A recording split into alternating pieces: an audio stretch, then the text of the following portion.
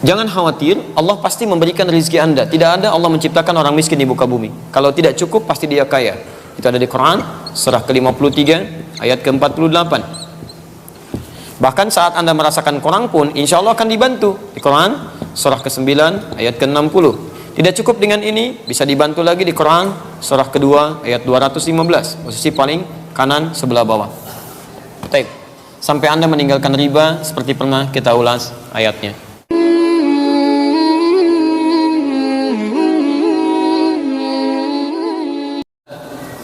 Saat manusia diciptakan, Allah sudah berjanji akan memberikan rezekinya. Quran surah ke-51 ayat ke-22, posisi paling kanan di pertengahan ke bawah sedikit. Kemudian dijanjikan itu akan diberikan di bumi. Quran surah kedua ayat 29. Ditugaskan Anda untuk mencarinya dengan cara yang dibenarkan. Quran surah kedua ayat.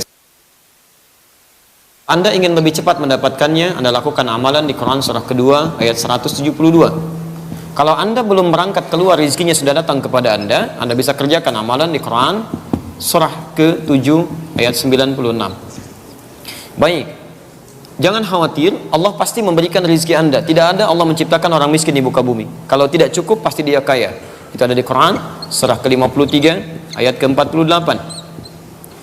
Bahkan saat Anda merasakan kurang pun, insya Allah akan dibantu. Di Quran surah ke-9 ayat ke-60. Tidak cukup dengan ini, bisa dibantu lagi di Quran surah kedua ayat 215, posisi paling kanan sebelah bawah.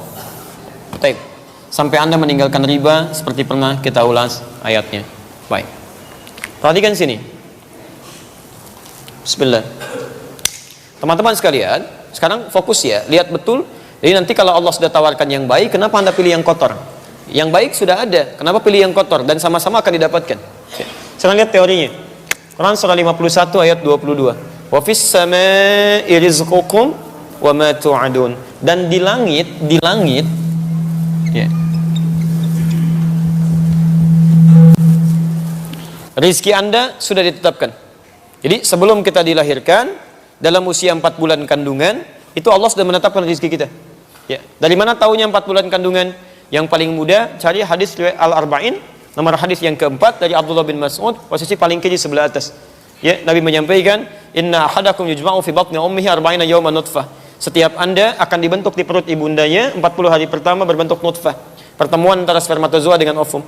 Thumma yakunu mithla dzalika 'alaqah. 40 hari kedua berbentuk 'alaqah, zigot yang menempel di dinding rahim. Thumma yakunu mithla dzalika mudghah. 40 hari ketiga, usia 4 bulan berbentuk mudghah.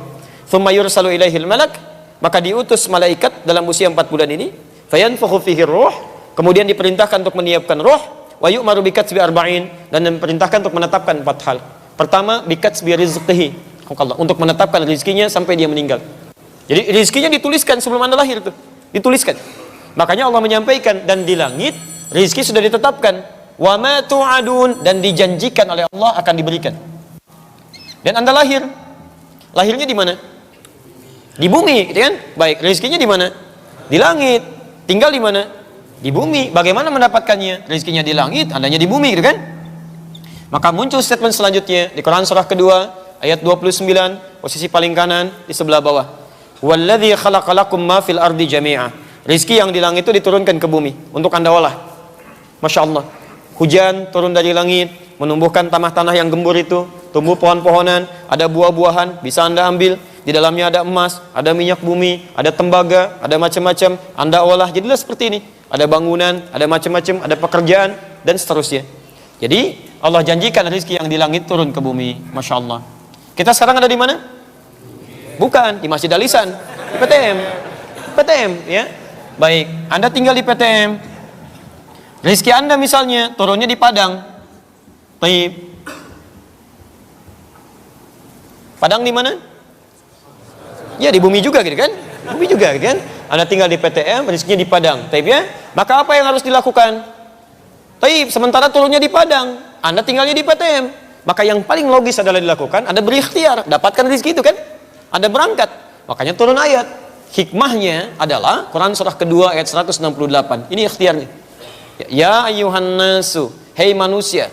Jadi hukumnya kalau di Quran disebutkan dengan kata manusia, ini hukumnya berlaku untuk umum semuanya. Baik muslim atau non muslim, disebutkan 241 kali dalam Al-Quran. hei manusia, kulu mimma fil ardi, pakai min dan ma. Lihat kalimatnya. Ya ayuhan nas, hei manusia, kulu. Silahkan Anda cari rizki, bagian yang bisa Anda makan. Ya. Ini sistemnya menggunakan, kalau dalam bahasa Arab disebut dzikrul ba'di yuradu bihil kullu. Disebutkan sebagian, dimaksudkan keseluruhan.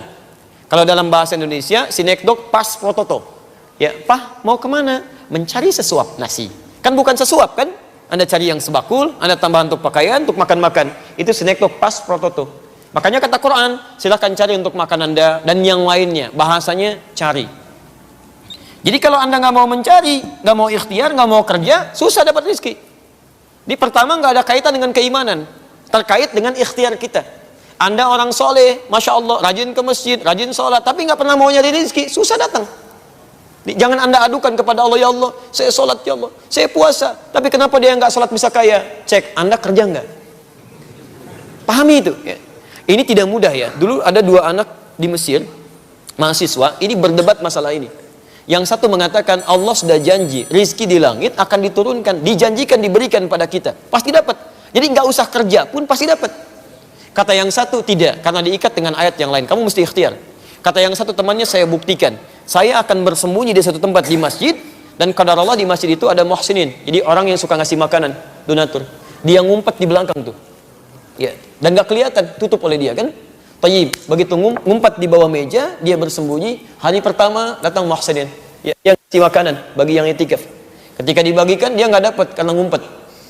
Hari kedua dibagikan lagi, dia nggak dapat karena di belakang. Hari ketiga yang itikaf tidak terlampau banyak. Ya, beliau bertanya muhsininnya, ya, ilmin akhir, ada yang lain nggak? Kata DKM-nya, Allah ma fish akhir, nggak ada yang lain. Karena dia sudah 3 hari nggak makan, lapar dia kasih kode. Dalam Taib, kaget DKM, siapa ini kan? Begitu dibuka, ada seseorang sudah kelihatan lapar karena nggak makan dalam 3 hari tadi. Akhirnya disampaikan pada orang baik tadi, muhsinin tadi, dimintakan langsung double, 2 gitu kan, 2 kotak. Dikasih pada orang ini. Begitu diberikan, teman yang pertama debat tadi datang kepada dia. Ya, dia katakan, apa saya bilang, rizki itu mesti dicari, sekalipun dengan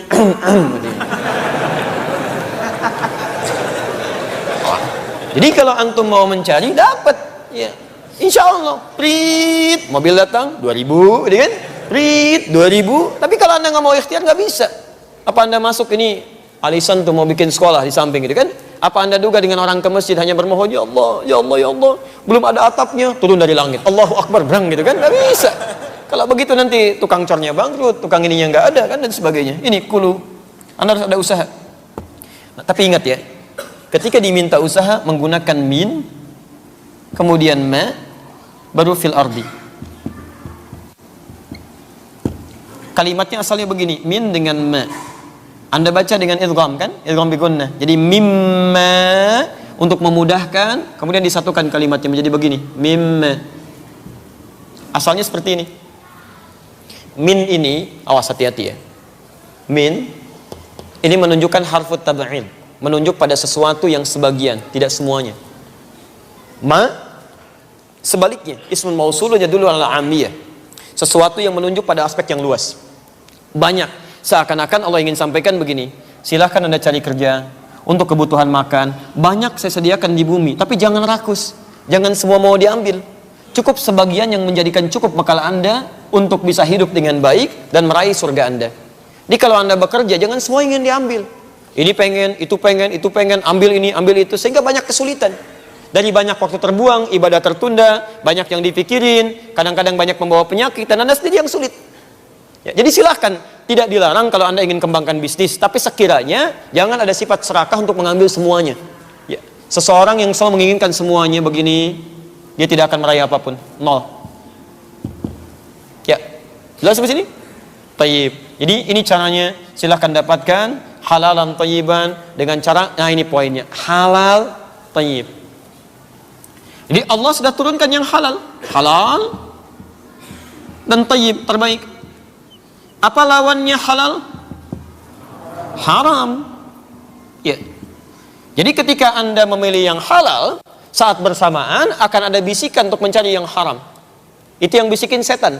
Makanya setelah kalimatnya sampai sini, ada ayat yang diteruskan, wala tattabi'u khutuwatis syaitan.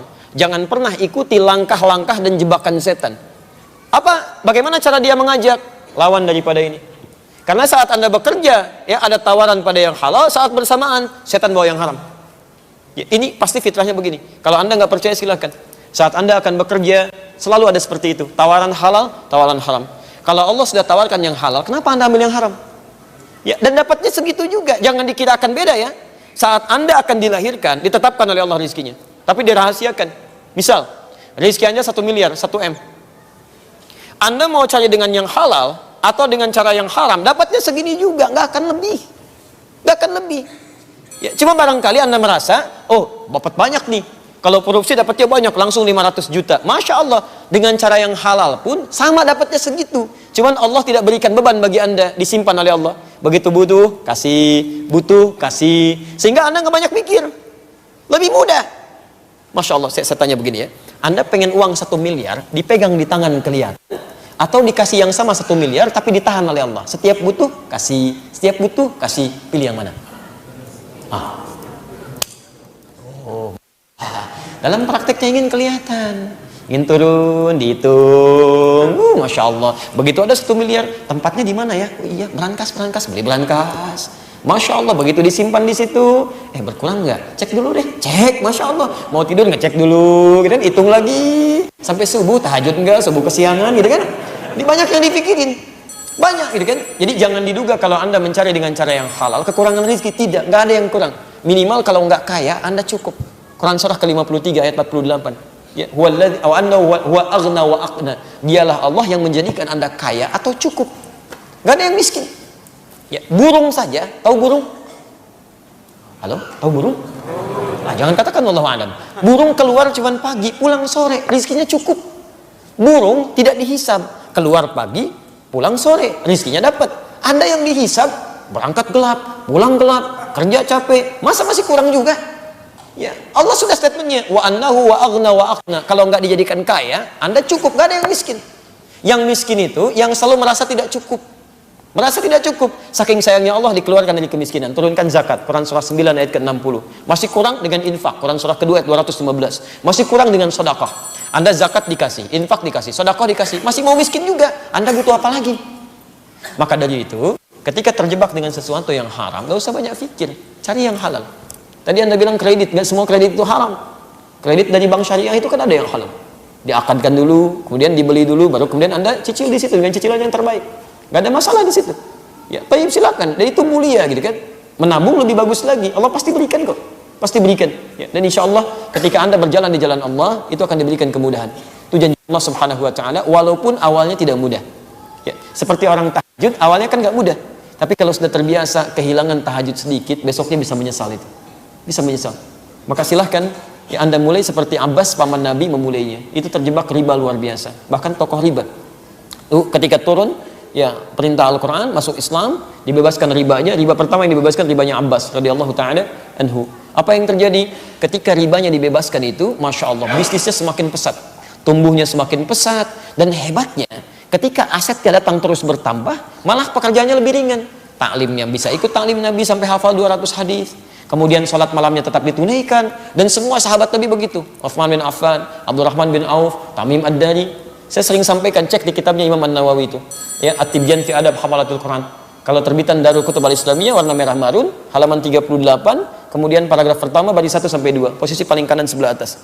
Itu orang-orang ini, saya kasih contoh Uthman aja ya, sahabat Nabi radhiyallahu ta'ala anhu. Beliau itu sahabat Nabi, orang paling pemalu. Malaikat Jibril aja ketika turun melihat Uthman ikutan malu. Malaikat Jibril tuh, ya. Dan menikah dengan 2 putri Nabi, dikenal dengan Dzun Nurain. Masya Allah. Kemudian apa yang terjadi? Masih sempat dalam sibuknya, asetnya banyak, sampai sekarang masih ada asetnya. Dalam keadaan sibuknya, gak usah ditanya salat wajibnya, masih sempat salat sunnah tahajud sampai dengan khatam Quran malamnya. Dan dijamin masuk surga tanpa hisab di lisan Nabi. Sahabat Nabi menikah dengan 2 putri Nabi, masuk surga tanpa hisab. Malaikat Jibril turun malu kepada beliau, asetnya banyak luar biasa, setelah 15 abad masih ada, masih sempat menunaikan tahajud ya, sampai khatam Quran dan bebas dari riba. Antum sahabat bukan? Tidak menikah dengan 2 putri Nabi. Malaikat turun belum tentu malu sama antum, gitu kan? Masya Allah, surga belum jelas sampai malam ini. Hisab masih menegangkan, Masya Allah, gitu kan? Ya, masih ingin terlibat dalam sesuatu yang dilarang oleh Allah Subhanahu wa taala.